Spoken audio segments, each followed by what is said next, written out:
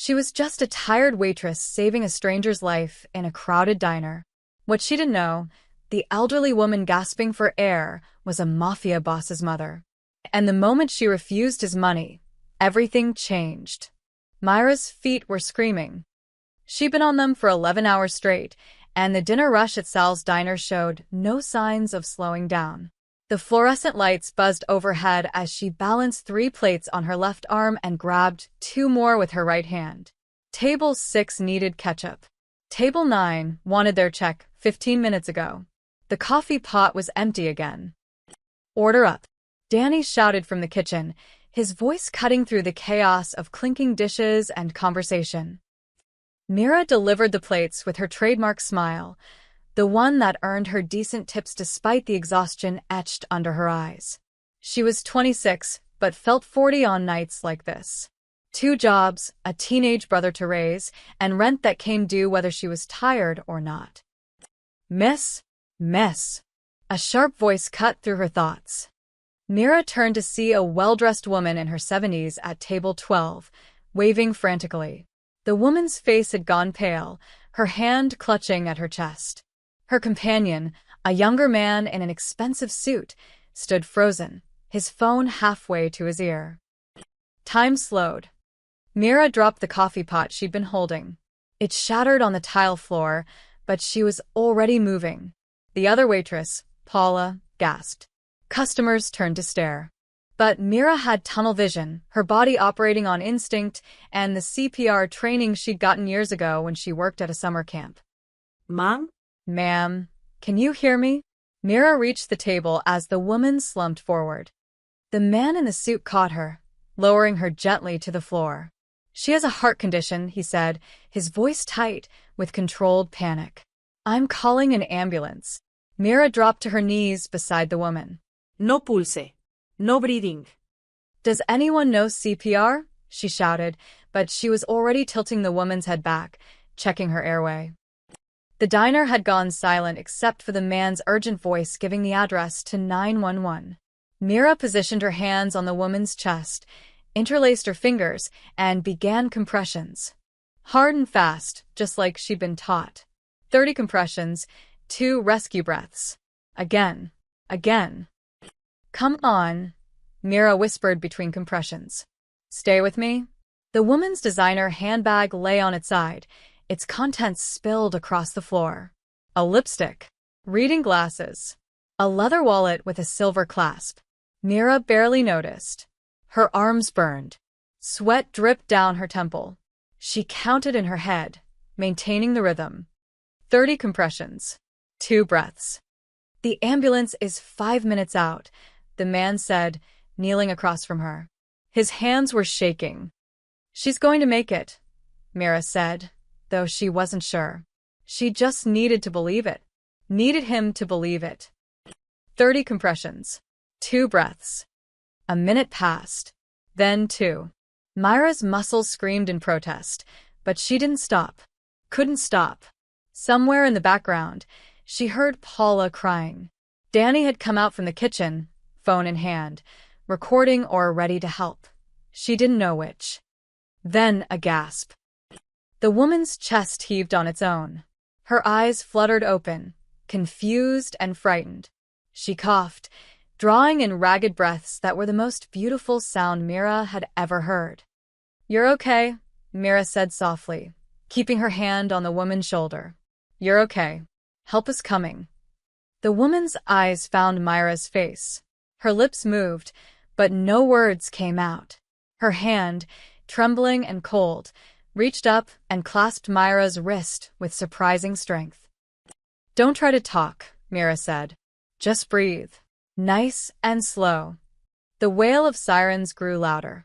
The man in the suit was talking rapidly, explaining the situation, but his eyes never left the woman on the floor. His mother, Mira realized. The way he looked at her, that was love mixed with terror. The paramedics burst through the door 3 minutes later, equipment in hand, moving with practiced efficiency. Mira stepped back, her legs suddenly weak. Paula caught her arm, steadying her. "You saved her life," Paula whispered, tears streaming down her face. Mira, you saved her life. But Mira wasn't thinking about that. She was watching the paramedics work, watching them load the woman onto a stretcher, watching the man in the suit follow them out to the ambulance.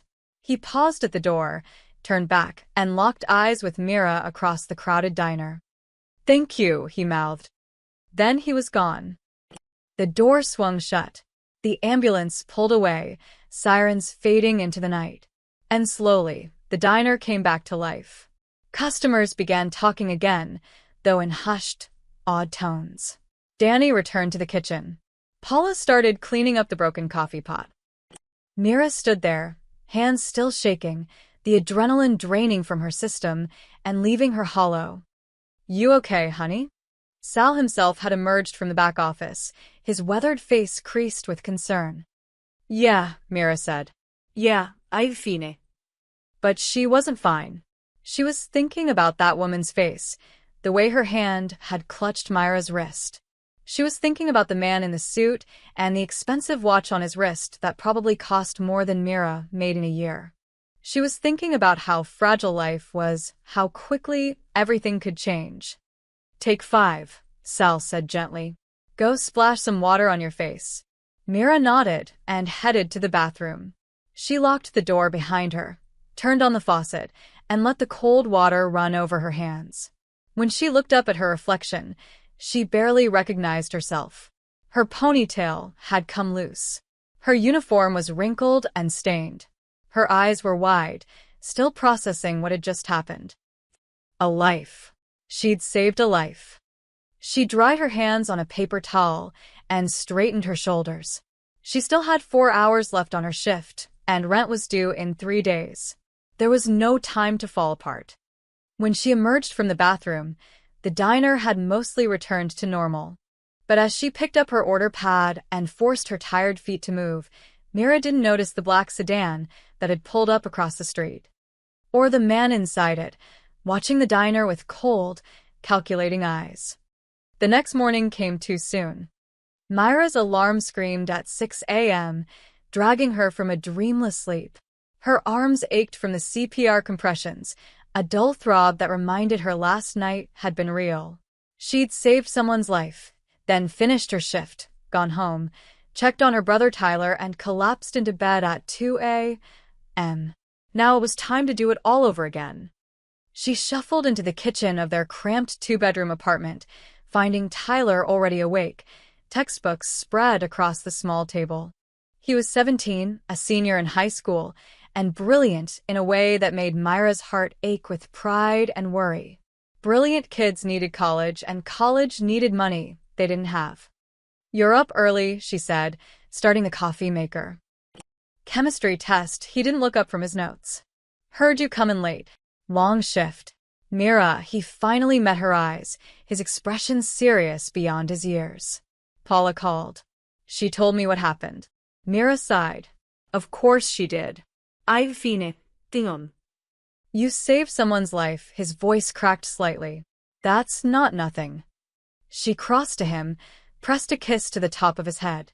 "It was just CPR. Anyone would have done it. But they didn't."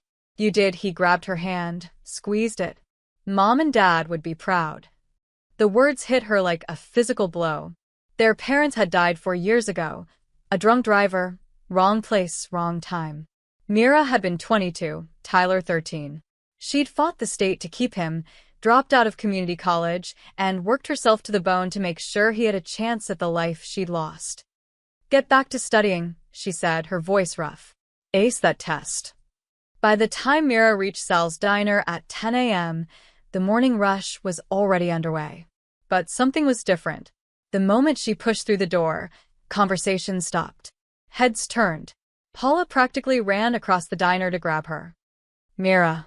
Oh my God, have you heard?" "Heard what?" Danny emerged from the kitchen, his face pale. Even Sal had come out from his office, which almost never happened during business hours. The air felt heavy, charged with something Mira couldn't identify. "The woman you saved," Paula said, gripping Myra's arm. "Do you know who she is?" "A customer," Mira said slowly. "An older woman with a heart condition." "Margaret Voss," Sal said quietly. Her name is Margaret Voss. The name meant nothing to Mira. She looked around at the faces staring at her, waiting for understanding to dawn. It didn't. Am I supposed to know who that is? Paula's eyes widened. You really don't know? Know what? She's Adrian Voss's mother, Danny said, his voice barely above a whisper. The name Adrian Voss hung in the air like a thundercloud. Mira saw recognition dawn on the faces around her, customers who'd been eavesdropping, the cook in the kitchen window, even old Mr. Chen who came in every day for black coffee and toast. Who's Adrian Voss? Mira asked. Sal pulled her aside, away from curious ears. His expression was grave. Adrian Voss runs half the organized crime on the East Coast. Gambling, protection, loan sharking, you name it. He's not someone you want to be connected to, honey. The words didn't make sense at first. Myra's brain struggled to connect the elegant, frightened woman from last night to the world Sal was describing. The Mafia. Crime. Violence. That man with her, Mira said slowly. In the expensive suit. That was probably one of his associates. Paula chimed in, having followed them. Adrian doesn't go anywhere without security. His mother's the only soft spot he has. Everyone knows that. Myra's legs felt weak. She pulled out a chair and sat down heavily. I just did CPR. I didn't know. Of course you didn't, Sal said kindly. You did the right thing. You saved a woman's life. But Mira, listen to me carefully. These people, they're not like us. They have their own rules, their own way of doing things. What does that mean? It means they might come back, Danny said from across the room. To thank you. To pay you off. To make sure you don't talk to anyone about what happened. But nothing happened, Mira protested. A woman had a heart attack. I helped her. That's all. Sal exchanged a look with Paula that made Myra's stomach clench. In their world, nothing is ever that simple. The day passed in a blur. Customers whispered and stared. Some asked questions Mira couldn't answer. Others suddenly became very interested in their food, avoiding eye contact. The black sedan across the street that Mira hadn't noticed last night was still there. She noticed it now. During her break, Mira searched Adrian Voss on her phone. The results made her blood run cold. Federal investigations. Suspected connections to multiple murders. A man who'd built an empire on fear and violence. A man whose mother she'd saved. She thought about Margaret Voss's hand clutching her wrist, the gratitude in those fading eyes. She thought about the man in the suit, the way he'd looked at his mother with such desperate love. Monsters didn't love their mothers, did they? But as the sun began to set and Myra's shift drew to a close, the black sedan across the street pulled away. And 3 blocks down, it was replaced by another one. Someone was watching, and Mira had a sinking feeling that her life, as she knew it, was about to change forever. The black cars arrived at exactly 2 p.m. and the next day. Mira was refilling salt shakers when she heard the engine's low, expensive purrs that didn't belong in this neighborhood. Through the diner's front window, she watched 3 black SUVs pull up to the curb in perfect formation. Her hands froze mid-pour. Oh God, Paula whispered from behind the counter. He's here. The diner went silent. Forks stopped halfway to mouths. Coffee cups paused at lips. Even the jukebox seemed to sense the moment, the current song ending with no one moving to select another. The door opened. He entered alone, but his presence filled the entire space. Adrian Voss was tall, maybe 6'2", with dark hair graying at the temples and eyes that looked like they'd seen things Mira couldn't imagine. He wore a charcoal suit that probably cost more than 3 months of her rent, and he moved with the quiet confidence of a man who'd never been told no. Every instinct Mira had screamed at her to look away, to pretend she was invisible. But she couldn't. She stood there, salt shaker in hand, as those cold eyes swept the room and landed on her. He didn't smile, didn't threaten. He simply looked at her with an intensity that made her feel transparent. Who saved my mother? His voice was deep, controlled, terrifyingly calm. The silence stretched. Mira felt every eye in the diner turn toward her. Her heart hammered against her ribs. She wanted to hide, to run, to be anywhere but here. Instead, she set down the salt shaker with a hand that trembled only slightly. "I did," her voice came out steadier than she felt. Adrian Voss crossed the diner in 4 long strides. Up close, she could see the faint scar above his left eyebrow, the shadows under his eyes that spoke of sleepless nights, the tension in his jaw. This was a man who carried violence in his bones, but right now he just looked tired. "What's your name?" Mira. "Mira Chen." He studied her face like he was memorizing it. "My mother is alive because of you. I just did what anyone would do." "No," the word was sharp, final. "Most people freeze. Most people wait for someone else to act. You didn't." He reached into his jacket. Mira flinched. She couldn't help it. But he only pulled out an envelope, thick and white.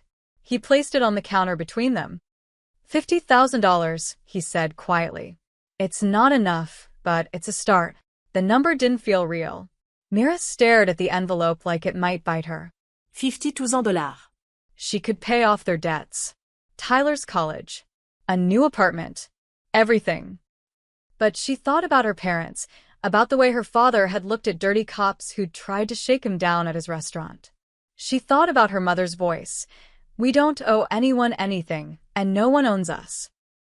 "I can't accept that," Mira said softly. The diner erupted in barely suppressed gasps. Adrian Voss's expression didn't change, but something flickered in his eyes. Surprise, maybe, or confusion. "Why not?" "Because I didn't save your mother for money." Mira met his gaze, forcing herself not to look away. "I saved her because she needed help. That's all. Everyone wants something. I want to go back to work." She picked up her salt shaker again, her hands steadier now. "And I want you to know that your mother seemed like a lovely person. I'm glad she's okay." For a long moment, Adrian Voss didn't move. He stood there, this man who commanded fear from everyone he met, looking at a tired waitress in a stained uniform who'd just turned down more money than she'd see in 2 years. Finally, he picked up the envelope and slid it back into his jacket. "You're not afraid of me," he said. It wasn't a question. "I'm terrified of you," Mira admitted honestly. "But I still can't take your money. It wouldn't be right." Something almost like respect crossed his face. He pulled a business card from his pocket, heavy cardstock, embossed lettering, and placed it where the envelope had been. "If you ever need anything, anything at all," he paused. "My mother asked about you. She wants to thank you herself." "That's not necessary." "It is to her." His voice softened slightly. "She's a stubborn woman." Despite everything, Mira almost smiled. "She sounds nice." Adrian Voss nodded once, a sharp movement. Then he turned and walked back toward the door.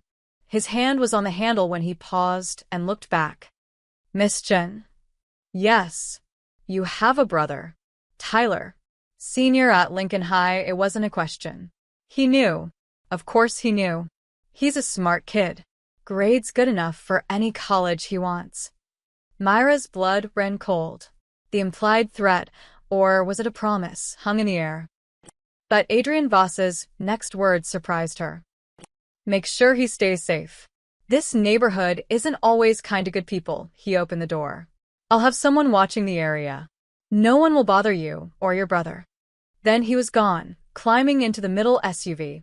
The vehicles pulled away in the same perfect formation they'd arrived in, leaving only the faint smell of expensive cologne and the business card on the counter. Mira picked it up with shaking hands. No name, no title. Just a phone number in raised black letters. "Girl," Paula breathed, appearing at her elbow. "Do you have any idea what just happened?" Mira stared at the card.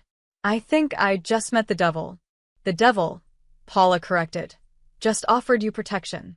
And that, Mira realized, might be even more dangerous than his anger.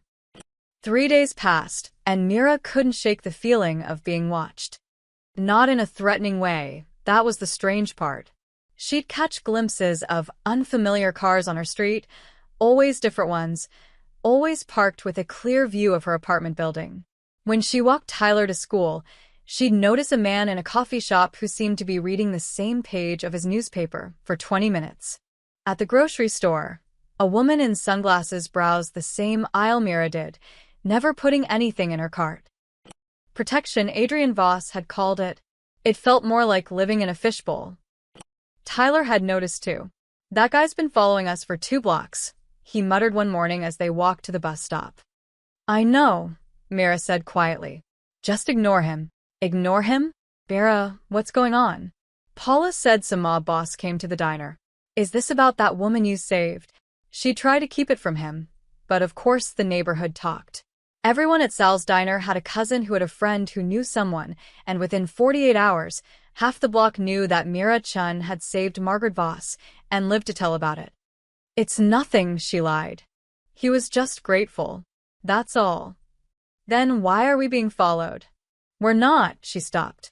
Tyler was too smart for lies. He's just being cautious. Making sure no one gives us trouble because of what happened. Tyler's face went pale. Are we in danger? No, Mira said firmly, pulling him close. No, baby. I promise. It's just complicated. But she wasn't sure that was true.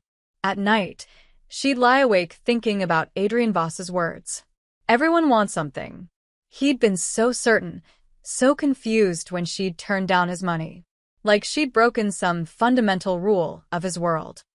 The business card sat in her nightstand drawer.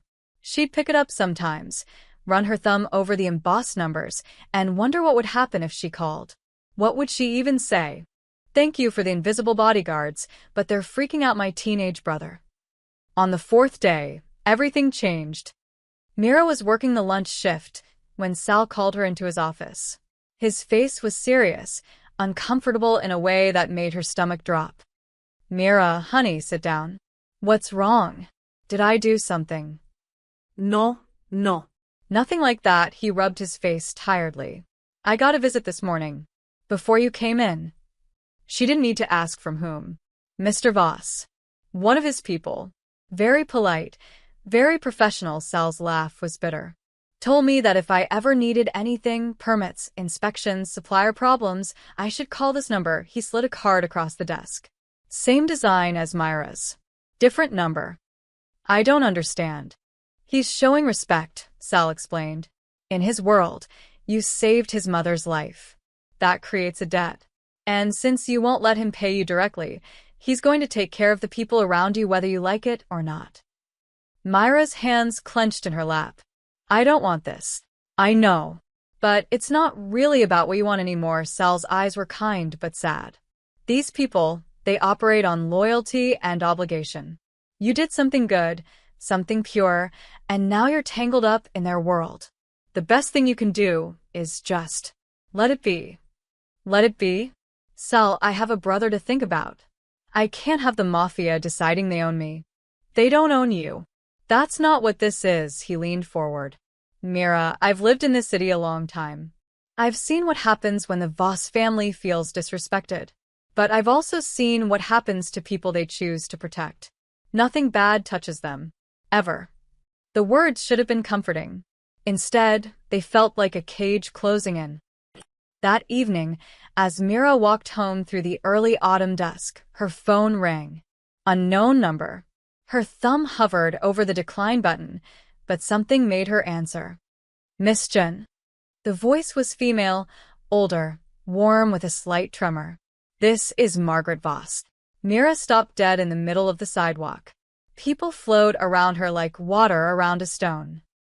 Mrs. Voss, how are you feeling? Better, thanks to you. There was genuine emotion in her voice.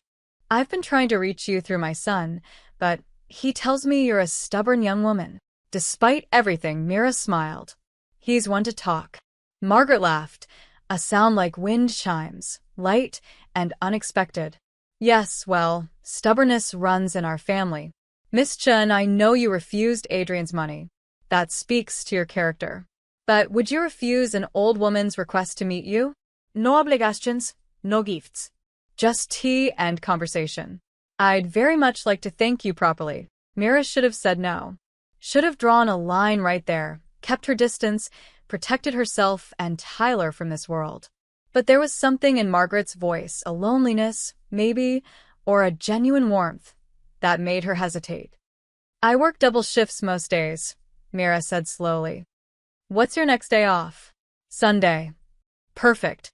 I'll send a car at 2 o'clock. Just there. "I promise," Margaret's voice softened. "You gave me more time with my son. The least I can do is give you a proper thank you." The line went dead before Mira could protest. She stood there, phone in hand, watching her shadow stretch long across the pavement. The man who'd been following her at a discreet distance, today's version was in a gray jacket, pretended to check his own phone. Mira thought about her mother's words, "We don't owe anyone anything." But maybe, she thought, some debts were worth paying. The car arrived at exactly 2 o'clock on Sunday. Mira had spent the morning arguing with Tyler, who'd insisted that meeting Margaret Voss was a terrible idea. He'd found articles online, old news stories about Adrian Voss, federal investigations, rumors of violence. None of it had ever stuck, but the pattern was clear. "This is how it starts," Tyler had said, pacing their small living room. "First it's just tea. Then it's favors. Then we're in so deep we can't get out." "It's just tea with an old woman," Mira had replied, but even she didn't fully believe it. Now, as she climbed into the Blacktown car, she wondered if Tyler was right. The driver was polite, professional, and completely silent. Classical music played softly through the speakers. The seats were leather, probably worth more than everything in her apartment combined. They drove for 40 minutes, leaving the city behind and winding through neighborhoods that got progressively nicer. Bigger houses, wider lawns, trees that looked like they'd been there for centuries. Finally, they turned through iron gates that opened automatically, following a private drive to a house that took Myra's breath away. It wasn't a mansion, not quite, but it was beautiful in an understated way, all stone and windows with ivy climbing the walls. Gardens surrounded it, still blooming despite the late season. A fountain tinkled somewhere nearby. The driver opened her door. "Mrs. Voss is in the conservatory, miss." Through the house and to the left.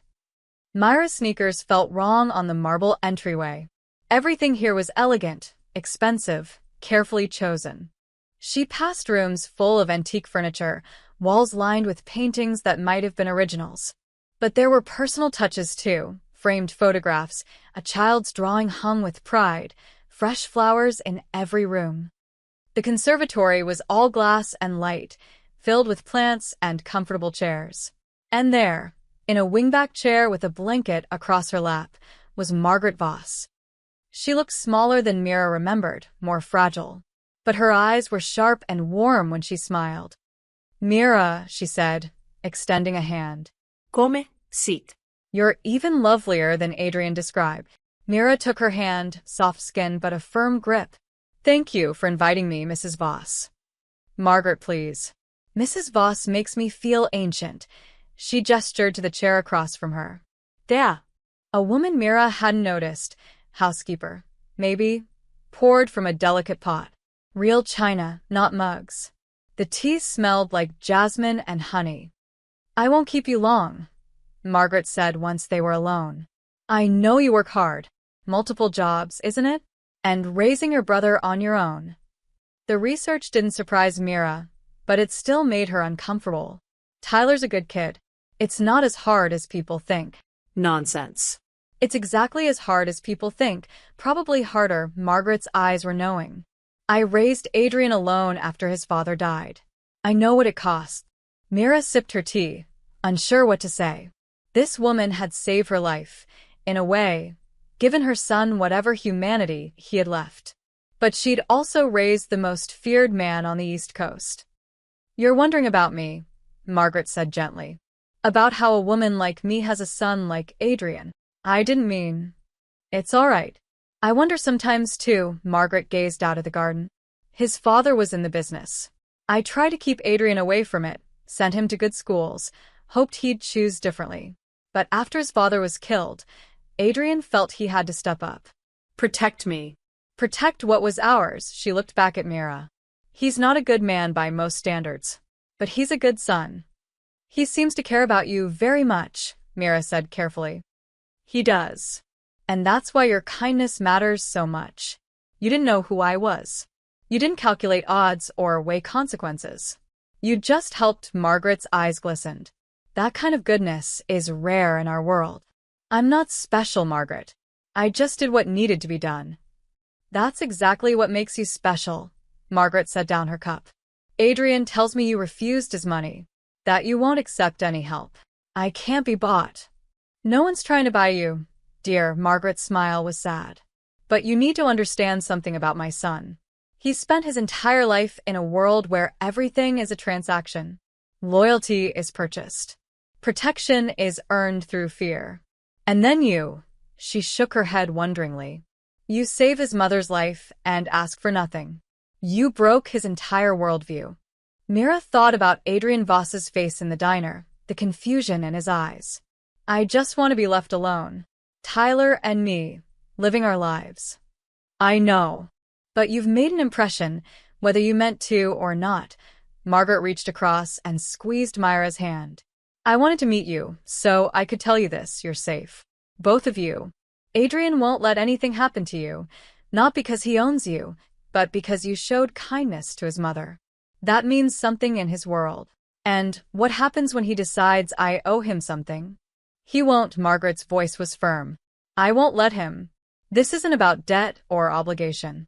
It's about, she paused, searching for words. It's about remembering that good people exist. That not everything is for sale. They talked for another hour. About gardening, about Tyler's college applications, about Myra's parents and the restaurant they'd run. It was easy, comfortable in a way Mira hadn't expected. Margaret was funny, sharp, genuinely interested in Myra's life. But as the car drove her home through the fading afternoon light, Mira couldn't shake the feeling that something had shifted. She'd been brought into something bigger than tea and conversation. And somewhere in the city, in an office with bulletproof windows, Adrian Voss listened to his head of security's report and made a decision that would change everything. Sir, we've detected unusual activity. Someone's been asking questions about the girl. About what happened at the diner. Adrian's expression didn't change, but his hand tightened on his glass of whiskey. Who? We're still determining that. But they're being careful. Professional. Find out who. And make sure they don't get close to her. He paused. Or her brother. Yes, sir. Because kindness, Adrian Voss was learning, came with a price. And he was the one who'd have to pay it. Margaret called again 3 days later. Mira, dear, I hope I'm not bothering you. I was wondering, do you like theater? I have tickets to a matinee on Thursday, and my usual companion canceled. Mira should have said no. Should have kept her distance. But she'd thought about their conversation constantly, about Margaret's kindness and the loneliness that had flickered in her eyes when she'd talked about Adrian's world. I have to work until 3, Mira said. The show's at 7. Perfect timing. Please say yes. An old woman gets so tired of her own company. That's how it started. Thursday became dinner the following week, a small Italian place Margaret loved, family-owned, where everyone knew her name but no one mentioned her son. Then it was Sunday brunch, Margaret insisting Mira bring Tyler, who'd been suspicious until Margaret had asked about his chemistry project and actually listened to his 20-minute explanation of molecular bonds. She's not what I expected, Tyler admitted on the walk home, carrying leftovers Margaret had insisted he take. She's actually normal. But nothing about this was normal, and Mira knew it.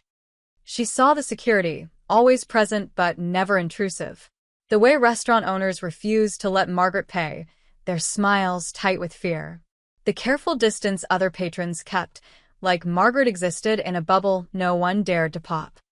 Still, the friendship grew. Margaret started calling when she needed help with her garden. Her heart wasn't strong enough for heavy work anymore. Mira would come over on her days off, spending hours weeding flower beds and pruning roses while Margaret sat in a chair directing her with gentle suggestions. A little more to the left, dear. Yes, perfect. They'd talk about everything.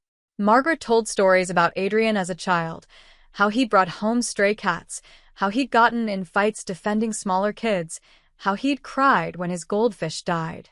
Stories that made him seem human, vulnerable, nothing like the man Mira had met at the diner. Mira told Margaret about her parents, about the night the police had come to her door, about holding Tyler while he sobbed and making a promise to keep him safe no matter what. "You're a remarkable young woman," Margaret said one afternoon, watching Mira plant bulbs for spring. "Your parents would be so proud. I'm just trying not to screw up too badly. That's all any of us can do." Margaret was quiet for a moment. "Adrian asks about you, you know." Myra's hands stilled in the dirt. Why? "He's curious. You're the first person in 20 years who's told him no and lived to." Margaret caught herself. I'm sorry. That was tasteless. "It's okay." Mira sat back on her heels. "I know what he is, Margaret. I'm not naive. I know you're not. But you see past it to the boy he was. The one who's still in there somewhere." Margaret's voice was wistful. "I sometimes wonder if that boy is gone forever." "He saved me in a way," Mira said quietly. "Those men watching us, Tyler doesn't get bothered walking home anymore." Mrs. Rodriguez down the hall, her landlord was threatening to evict her. Suddenly the building got sold, and the new owner gave everyone new leases at the same rent. She looked at Margaret. "That's Adrian, isn't it?" Margaret didn't deny it. "He takes care of people I care about. It's how he shows love. By fixing their problems before they ask. By making sure they're safe." Margaret reached over and touched Myra's dirt-stained hand. "He doesn't know how to do it any other way." Over the next weeks, Mira fell into a routine. Work, home, Tyler, and 3 or 4 visits a week to Margaret. They'd read together. Margaret loved old novels. They'd watch black and white movies. Sometimes they'd just sit in comfortable silence, Mira doing homework for the online classes she'd secretly started taking again, Margaret knitting blankets she donated to hospitals. It felt like having a grandmother, like having family. Tyler noticed the change in Mira. "You smile more," he said one evening, "when you come back from Margaret's. She's good company. She's the Mafia Don's mother, Mira. She's a lonely old woman who likes flowers and bad puns." Mira pulled him into a hug. "And she asks about you constantly. Your grades, your college applications, whether you're eating enough vegetables." That's weird. That's sweet. But the reality of Margaret's world came crashing back one evening in late October. Mira arrived for dinner to find Margaret pale and shaken, Adrian pacing the conservatory like a caged animal. He stopped when he saw Mira, his expression unreadable. "You shouldn't be here today, Adrian," Margaret said sharply. "Don't be rude." "Mother, this isn't." He bit off the words, running a hand through his hair. For the first time, Mira saw past the controlled exterior to the stress underneath. "There's been a situation. It's not safe right now." "What kind of situation?" Mira asked. "The kind you don't need to know about." His voice was hard, protective. "Roberto will drive you home." "Adrian, boss, I invited Mira to dinner, and we're having dinner," Margaret said with surprising steel. "Whatever business you have can wait." Father and son, no, mother and son, stared at each other. A battle of wills Mira had seen before, in her own home with Tyler. Despite everything, despite the expensive house and the security and the violence that surrounded this family, they were just a mother and son who loved each other. Adrian broke first. He always did. Mira was learning where his mother was concerned. Fine. But security stays close. He looked at Mira, something almost like apology in his eyes. "I'm sorry you got pulled into this." "Into what?" "Into being someone my mother cares about," he said quietly. "That's not always safe." Then he left, and Mira watched him go, wondering what danger she couldn't see. And in a warehouse across the city, men with guns were asking questions about a waitress who'd gotten too close to the Voss family. The man appeared at Sal's diner on a Tuesday morning. He looked ordinary, mid-40s, brown jacket, ordering coffee and eggs. But something about him set off alarms in Myra's head. The way his eyes tracked her movements. The way he smiled when she brought his order, too friendly, too calculating. "You're Mirachin, right?" he asked as she refilled his coffee. Every instinct screamed danger. Do I know you?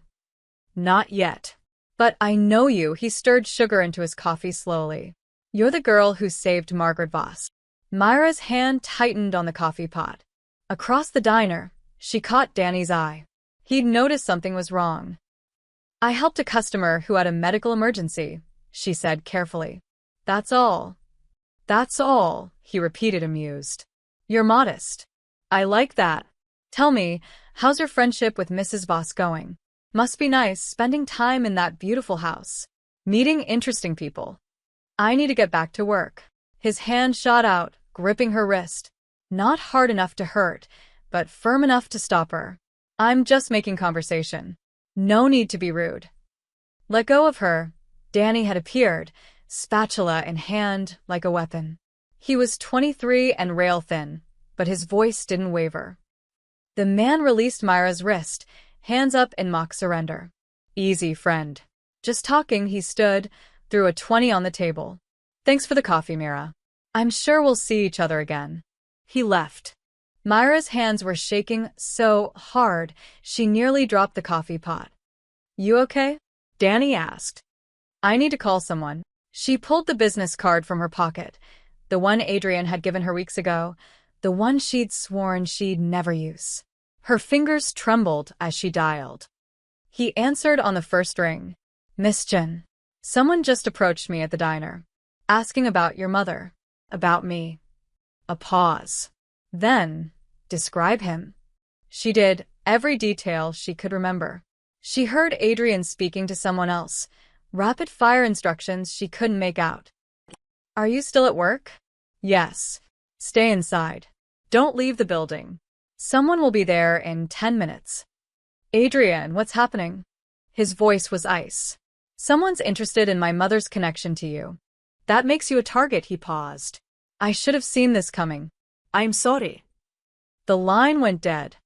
The next 10 minutes crawled by. Mira served customers on autopilot, her mind racing. Danny stayed close, watching the door. Paula had called Sal, who'd emerged from his office, looking grim. We're closing early today, Sal announced to the confused customers. Family emergency. The black SUV arrived exactly when Adrian had promised. But it wasn't one of his security team who entered.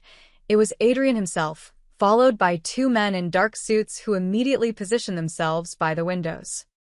Miss Chun, his voice was professional, but his eyes were concerned. We need to talk. Privately. Sal led them to his office. Adrian waited until the door closed before speaking. The Castellano family. Their rivals have been trying to move into my territory for years. They learned about you through their own surveillance. He pulled out his phone, showed her a photo. Is this the man? It was him. The same cold smile. Yes. Adrian's jaw tightened. His name is Frank Moretti. He's Castellano's information gatherer. If he approached you directly, they're planning something. Planning what? But even as she asked, Mira knew. Her stomach turned to ice. They think you're leverage, Adrian said quietly. A way to get to my mother. To get to me. But I'm nobody. You saved my mother's life. You visit her multiple times a week. She talks about you constantly, something almost like pain crossed his face. In their eyes, that makes you family. And family can be used. The room spun. Mira gripped the edge of Sal's desk. Tyler.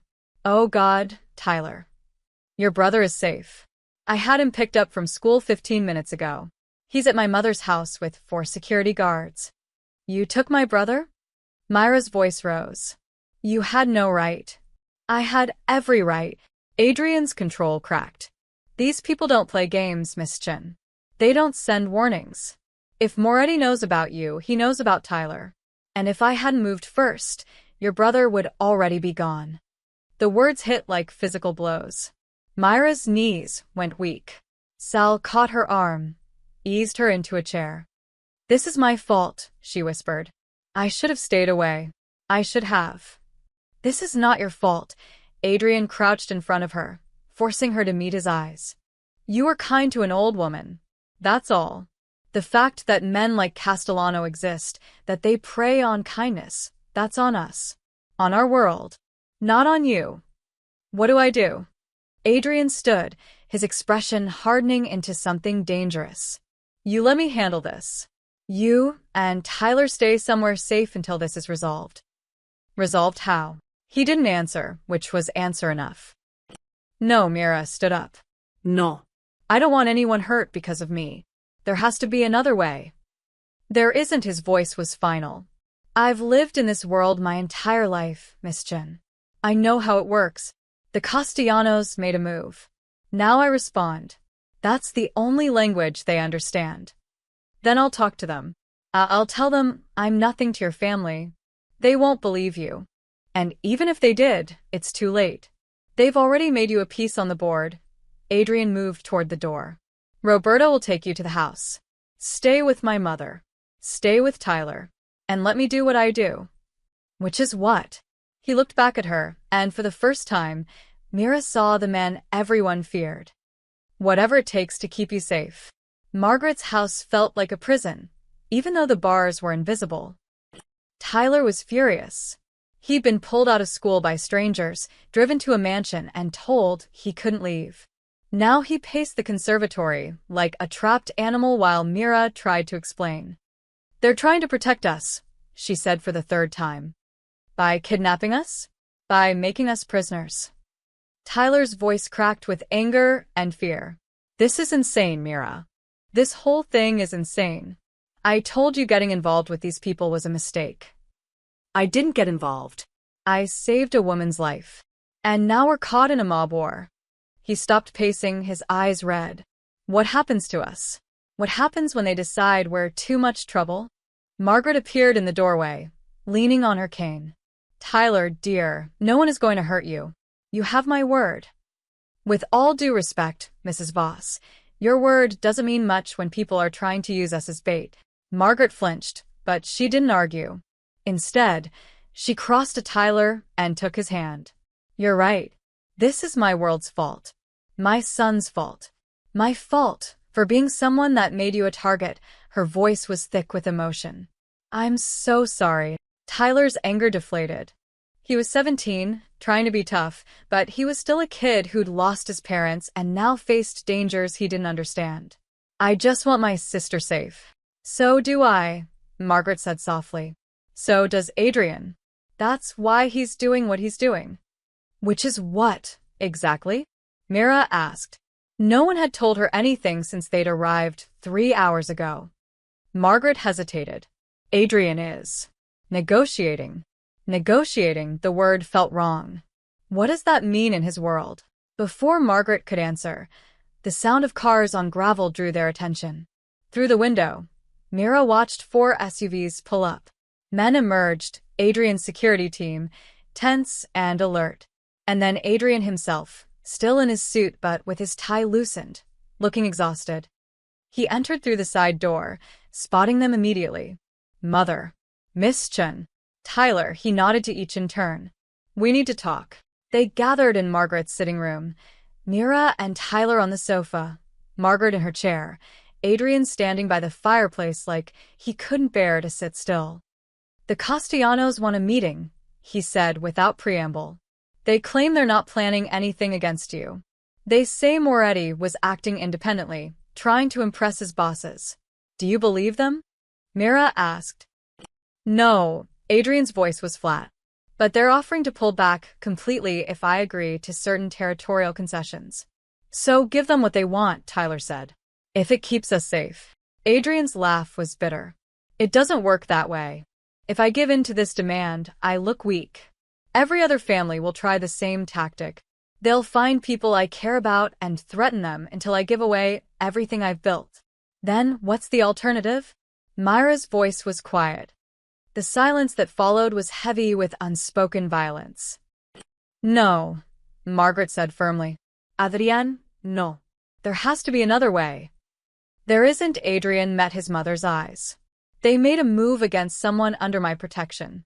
If I don't respond, I might as well retire tomorrow. So this is about pride? Mira stood up, her fear transforming into anger. About your reputation? About proving you're still dangerous? This is about survival. Adrian shot back. Mine, yours, Everyone who depends on me. You think if I back down, the Castellanos stop? They'll see weakness and push harder. Next time it won't be threats. It'll be bullets. Then let me go. The words came out before Mira fully thought them through. I'll leave the city. Take Tyler and disappear. Then I'm not your problem anymore. You think that solves anything? Adrian moved toward her, his intensity almost frightening. You think they'll just forget about you? You're connected to my mother now. That doesn't go away because you run. So, what's your solution? Start a war? I'm trying to avoid one. His control finally snapped. You have no idea what I've been doing for the past 6 hours. The calls I've made, the deals I've negotiated, trying to find a way out of this that doesn't end in blood. But every option leads back to the same problem. I can't protect you and maintain my position. Not both. The room went silent. Even Tyler had stopped fidgeting, sensing the weight of the moment. Unless, Adrian said quietly, his eyes on his mother. I make a different choice. Adrian, Margaret whispered. What are you thinking? He turned to face them all, and Mira saw something in his expression she'd never seen before. Uncertainty, vulnerability, maybe even fear. What if I walked away, he said. Not from you, Mother, but from the business. From the territories, the operations, all of it. Margaret's hand flew to her mouth. Tyler's eyes went wide. Mira couldn't breathe. That's insane, one of Adrian's security men said from the doorway. Mira hadn't even noticed him there. Sir, you can't be serious. I'm completely serious, Roberto. Adrian's voice was steady now, like he'd made a decision, and the weight of uncertainty had lifted. I've been looking for a way out for years. Maybe this is it. They'll never let you go, Roberto insisted. The other family's your own people. Then I'll make it worth their while. Adrian looked at Mira. You asked what I do next. I'm going to do something I should have done years ago.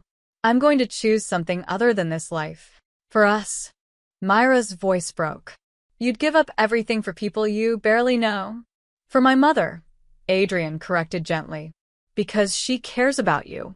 And because he paused. Because you reminded me that there's another way to live. That kindness exists. That not everything has to be taken by force. Margaret was crying silently. Tyler looked stunned. And Mira felt the full weight of what was happening.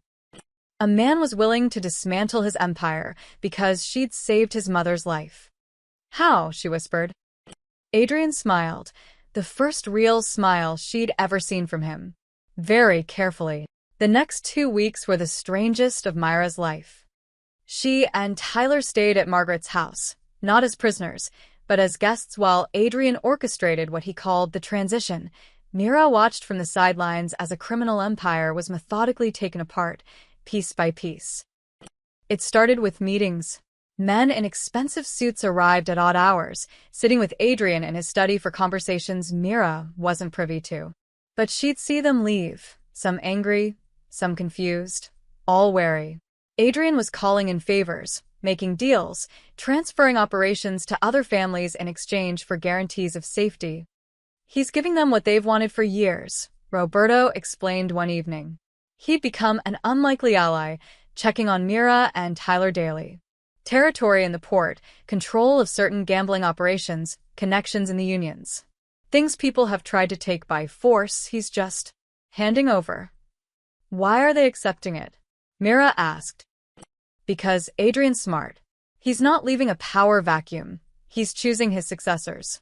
And he's making sure anyone who tries to hurt you or Margaret after he's out will face a unified response from families that normally hate each other. It was brilliant and terrifying. Adrian was using his power to make himself powerless in a way that protected everyone he cared about. But not everyone was happy. Mira overheard one argument through the study door. A man's voice angry. You built this. Your father died for this. And you're throwing it away for what? A waitress and your mother's feelings? Adrian's response was cold. I'm throwing it away because I choose to. Because I'm tired. Because I want one chance to live without looking over my shoulder. They'll see it as weakness. Let them. I'm making sure that weakness doesn't hurt anyone else. Tyler struggled with it all. He'd spend hours in Margaret's library trying to process the insanity they'd been pulled into. One night, he found Mira in the conservatory, staring out at the garden. Is he really doing this because of you? Tyler asked quietly. Because of us. Because of your sister's kindness. Margaret had appeared behind them, wrapped in a shawl. But also because he's been looking for an excuse to leave for years. Mira just gave him a reason that makes sense in his world, protecting family. But we're not his family, Tyler protested. Aren't we? Margaret's smile was sad. Family isn't always blood, dear.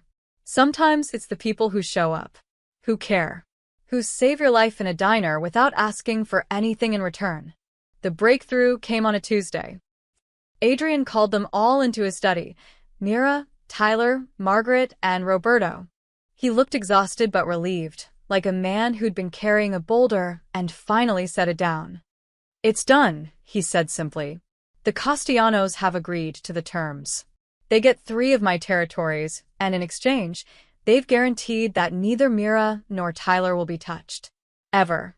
By anyone. How can you trust them? Mira asked. Because I made the deal too expensive to break. I've transferred ownership of the port operations to a neutral party, someone both families respect. If anything happens to you, that neutral party has instructions to burn the whole thing down. No one gets it, he leaned against his desk. It's mutually assured destruction. Not elegant, but effective. What about the rest of your business? Margaret asked. Parceled out to 5 different families. Some I sold legally through front companies. Some I just walked away from. By next week, I'll have no operations left except a few legitimate businesses I'm keeping. The room was silent, everyone processing what this meant. What will you do? Mira finally asked. Adrian looked at his mother. I've always wanted to travel. See the places you used to tell me about when I was a kid. Maybe learn to do something normal. Something that doesn't involve violence or fear. You'll be bored in a week, Roberto said, but his voice was fond. Probably, Adrian almost smiled. But I'll be alive. And more importantly, so will the people I care about. Tyler spoke up, his voice uncertain. What about us? Can we go home? You can do whatever you want, Adrian said. The protection extends regardless of where you live or what you do. But he hesitated. My mother has grown very fond of both of you. If you're willing, I'd like you to stay in our lives. No obligations, no debt. Just family. Mira looked at Margaret, who was crying again. Happy tears this time. She thought about the past weeks, the fear and chaos, but also the warmth. The way Margaret had taught Tyler to play chess. The dinners where they'd laughed until their sides hurt. The unexpected belonging. I need to get back to work, Mira said slowly. And Tyler needs to finish school. But she met Adrian's eyes. Sunday dinners? Holidays? That kind of family? That kind of family, Adrian agreed, his voice rough with emotion. Margaret crossed the room and pulled Mira into a fierce hug. My girl, she whispered. My brave, kind girl. 3 days later, Mira and Tyler returned to their apartment. It felt smaller than she remembered, shabbier. But it was home. The watchers were gone, no more black sedans, no more men with newspapers. Just normal life returning, like waking from a dream. Except for the envelope that arrived the next day. Inside was a letter from Adrian, written in surprisingly neat handwriting. Miss Chun, I've set up a trust for Tyler's education. Not a gift, a thank you. You gave my mother more time. You gave me a reason to change. That deserves more than I can ever repay. But since you won't accept money, I'm giving it to someone who needs it more. Tyler is brilliant. He deserves every opportunity. The trust is anonymous. Tell him it's a scholarship if that makes it easier to accept. Thank you for reminding me what it means to be human. Mira held the letter, tears streaming down her face. In trying to stay free, she'd somehow helped free someone else.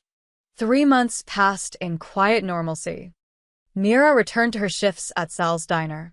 Tyler finished his college applications, 7 schools, all with full scholarships he believed were merit-based.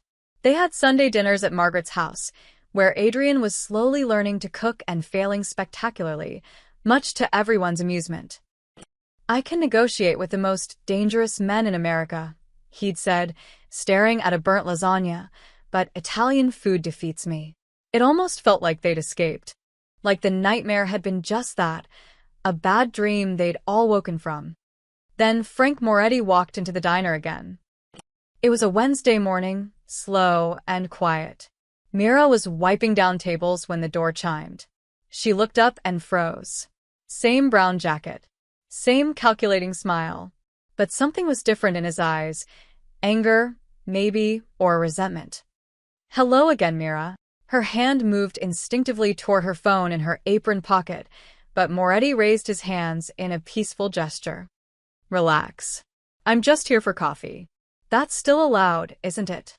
Danny was in the back. Paula hadn't arrived yet. Mira was effectively alone with a man who'd threatened her family 3 months ago. "What do you want?" Her voice was steadier than she felt. "I want to congratulate you," he slid into a booth. "You did it. You actually made Adrian Voss go soft. Made him walk away from everything." His smile didn't reach his eyes. "Do you have any idea what that did to the balance of power in the city?"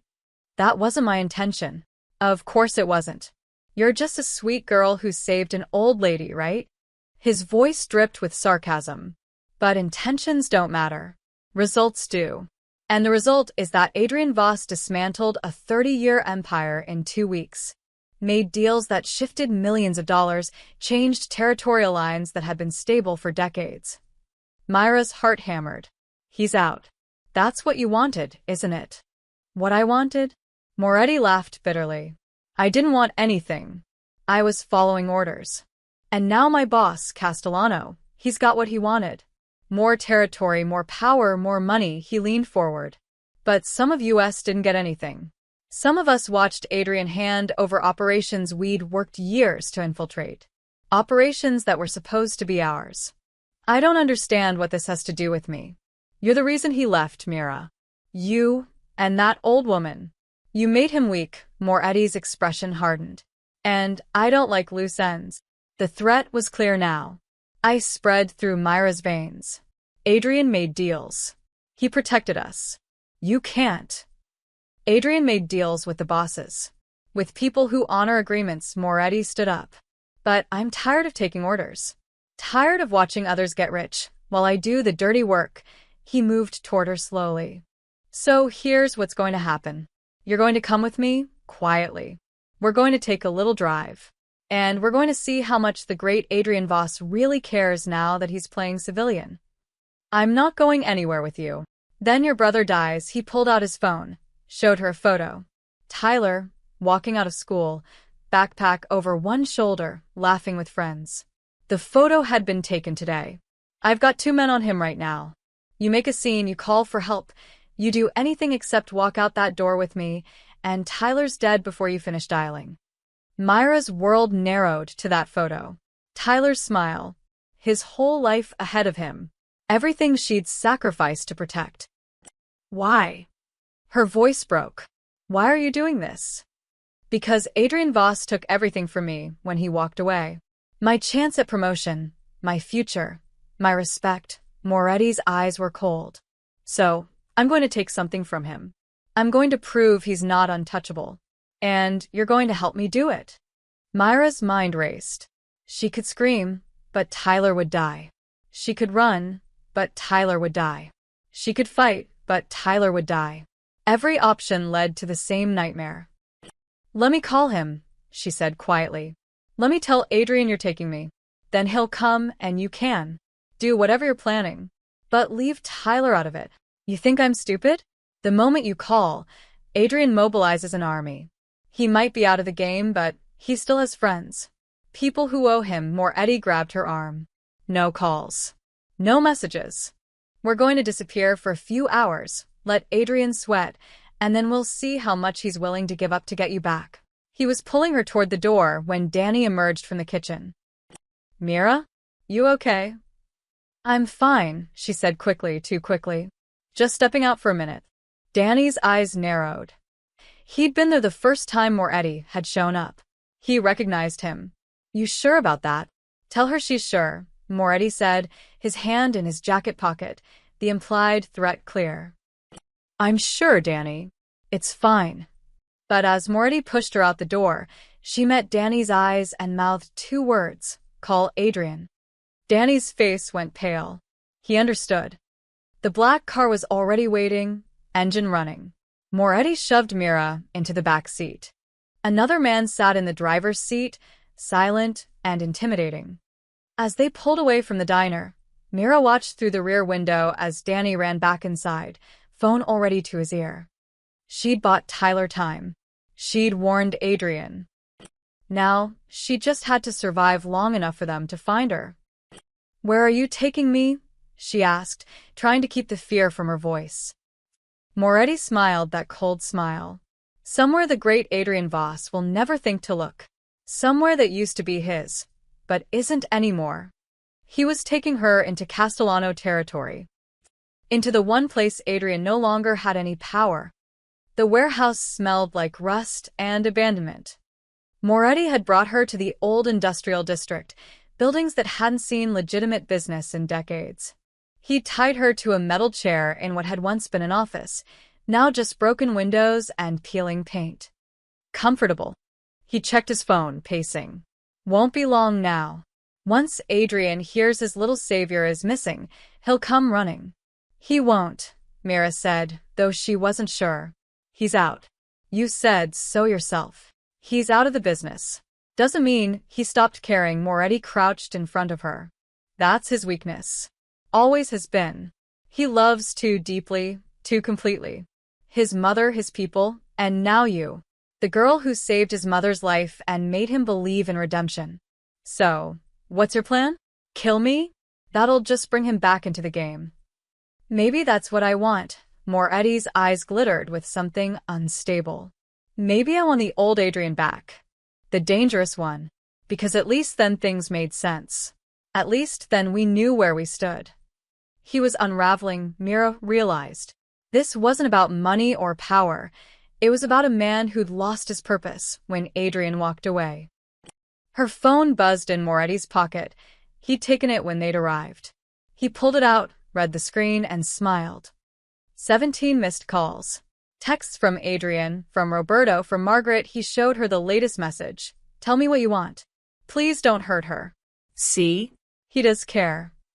Then let me go. You've made your point. Not yet. Moretti typed something, sent it. Now we wait.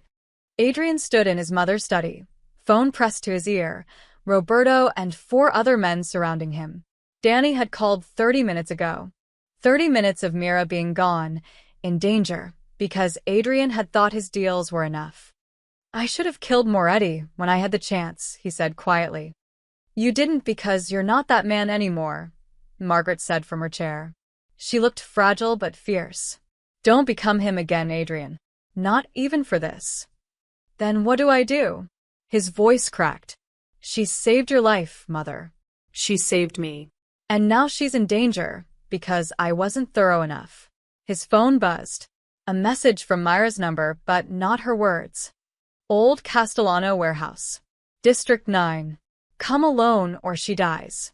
You have 1 hour. It's a trap, Roberto said immediately. He wants you there so he can prove something. Kill you, force you back in something. I don't care. Adrian was already moving toward the door. Son, please. Margaret's voice stopped him. Think. You can't go back to that life. You can't. I'm not going back to anything. Adrian's voice was steel wrapped in exhaustion. I'm going to get her. Then I'm going to make sure Frank Moretti never threatens anyone I care about again. How? Roberto asked. You gave up your power. You have no soldiers, no territory in that district. Castellano controls it now. Adrian smiled grimly. Then I'll ask nicely. 20 minutes later, Adrian walked through the doors of Castellano's social club, neutral ground, where business was discussed and violence was forbidden. Every head turned. Conversation stopped. The man who'd walked away from his empire had returned. Vincent Castellano himself emerged from the back room, A man in his 60s with silver hair and eyes like a shark. Adrian Voss. I didn't expect to see you here again. I need a favor. The room erupted in laughter. Adrian stood still, letting it wash over him. Castellano raised a hand for silence. You need a favor. From me. After you gave away half of what I wanted, destroyed the balance of power, and retired like some kind of saint, his smile was dangerous. Why would I help you? Because Frank Moretti has kidnapped Mirachin. He's holding her in one of your warehouses in District 9. Adrian's voice didn't waver. And because we both know that wasn't authorized. Moretti's acting alone, probably planning to destabilize things even further. That's bad for both of us. Castellano's expression shifted. I don't know what you're talking about. Yes, you do. Or you will in about 30 seconds when your people tell you. Adrian pulled out his phone, showed him the message. He's using your territory, your resources, without permission. That's a problem for you, Vincent. Makes you look weak. Like you can't control your own men. The room had gone silent again. Everyone understood what was happening. Adrian was playing the game one last time, but playing it smart. Not with violence, but with logic. Castellano's jaw tightened. He pulled out his own phone, made a call. Listened. His face darkened. Moretti, he said into the phone, is currently unauthorized in Warehouse 7 with a civilian hostage. He looked at Adrian. No one told me. Then we have a common problem, Adrian said quietly. I'm asking you to solve it. Why would I? Because I'm offering you something in return. Adrian pulled an envelope from his jacket.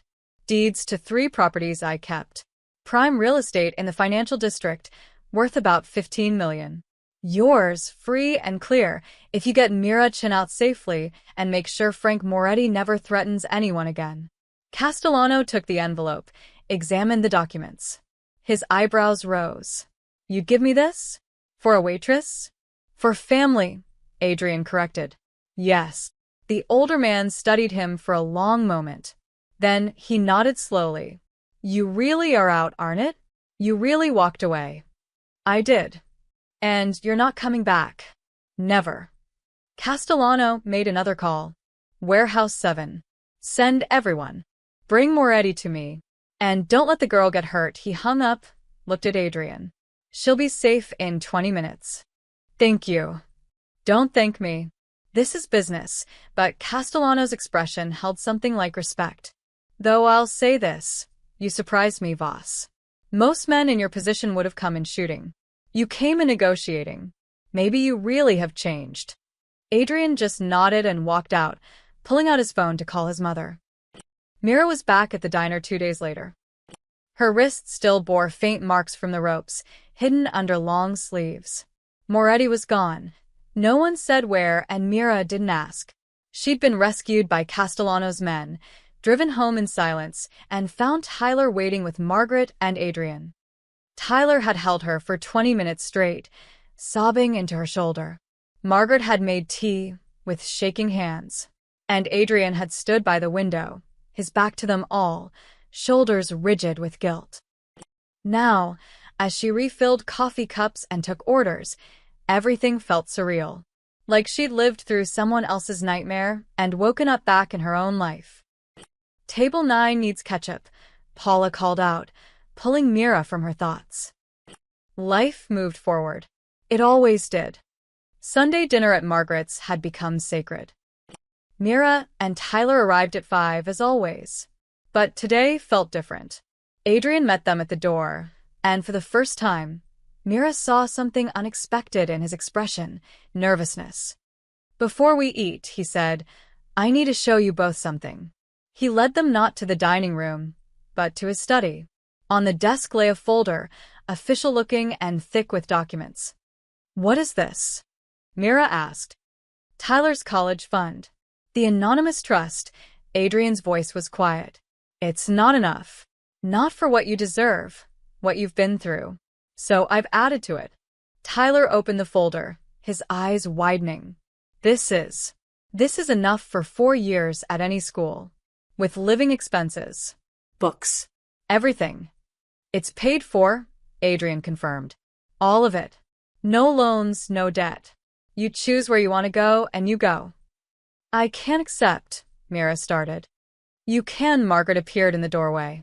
Because it's not about owing or being bought. It's about giving someone who deserves a chance the ability to take it. She moved to Tyler, cupped his face. Your sister gave up her dreams to raise you. Let us give those dreams back. Tyler looked at Mira, tears in his eyes. Is this okay?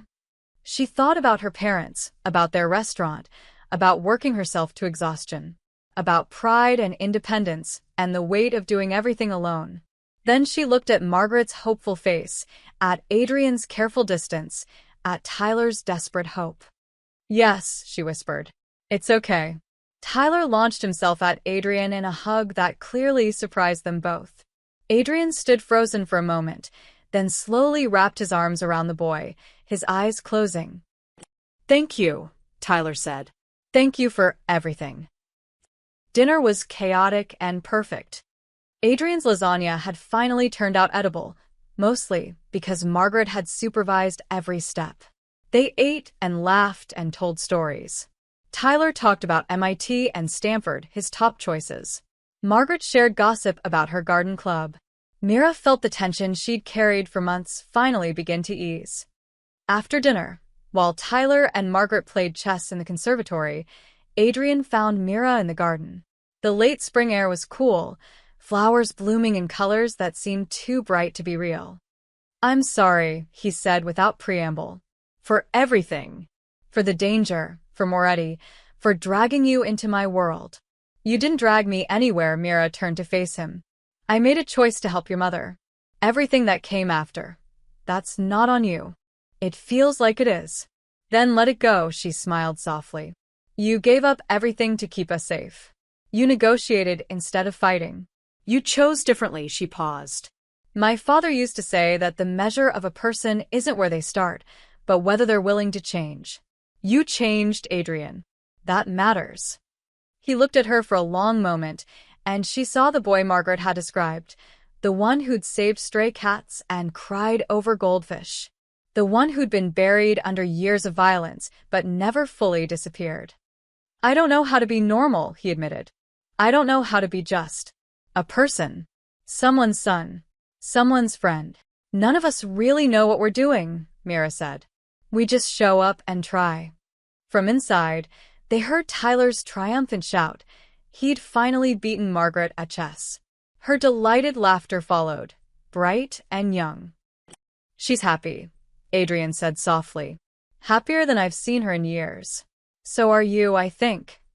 He considered this. Maybe. It's strange. I spent 30 years building power, controlling territories, making people fear me. And now I have nothing but this house, and whatever legitimate businesses I kept. I should feel lost. But you don't. No, he smiled. A real smile, the kind that reached his eyes. I feel free. 6 months later, Tyler left for MIT. Mira helped him pack, both of them crying and laughing. Margaret had sent care packages ahead, homemade cookies, warm blankets, a framed photo of their Sunday dinners. Adrian had arranged for Tyler to have his own apartment near campus, refusing to let him live in a dorm like a peasant, which had made Tyler laugh for 10 minutes straight. The goodbye was hard, but it was also full of hope. Mira kept working at the diner, not because she had to, but because she wanted to. She'd enroll back in community college, taking nursing classes. Maybe she'd save more lives. Maybe she'd find her own path. Sunday dinners continued. Sometimes it was just Mira, Margaret, and Adrian. Sometimes Tyler video called in from Boston. Sometimes Roberto joined them, slowly becoming part of their strange, chosen family. One Sunday in December, as snow fell outside and a fire crackled in the hearth, Margaret raised her wine glass. To family, she said, her voice thick with emotion. Not the one we're born into, but the one we choose. The one we save. The one that saves us. They clinked glasses, Adrian, Mira, Tyler on the laptop screen, even Roberto from the doorway where he pretended not to be touched. To family, they echoed. And in that moment, Surrounded by warmth and love and the impossible friendship that had started with CPR in a diner, Mira finally understood what her mother had meant about not owing anyone. Because this wasn't about debt. It wasn't about obligation or transaction or power. It was about showing up. About kindness creating ripples that changed everything. About a waitress who saved a life and accidentally saved a soul in the process. And about a family, strange and imperfect and absolutely real, that chose each other when it mattered most. The end.